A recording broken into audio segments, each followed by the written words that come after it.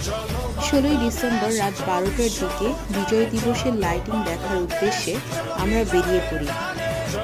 ঢাকা শহর এত উজ্জ্বল হয়ে গিয়েছিল বিভিন্ন লাইটিংয়ে, লাল, সবুজ, নীল, হলুদ, মানে বেশ সুন্দর লাগছিল।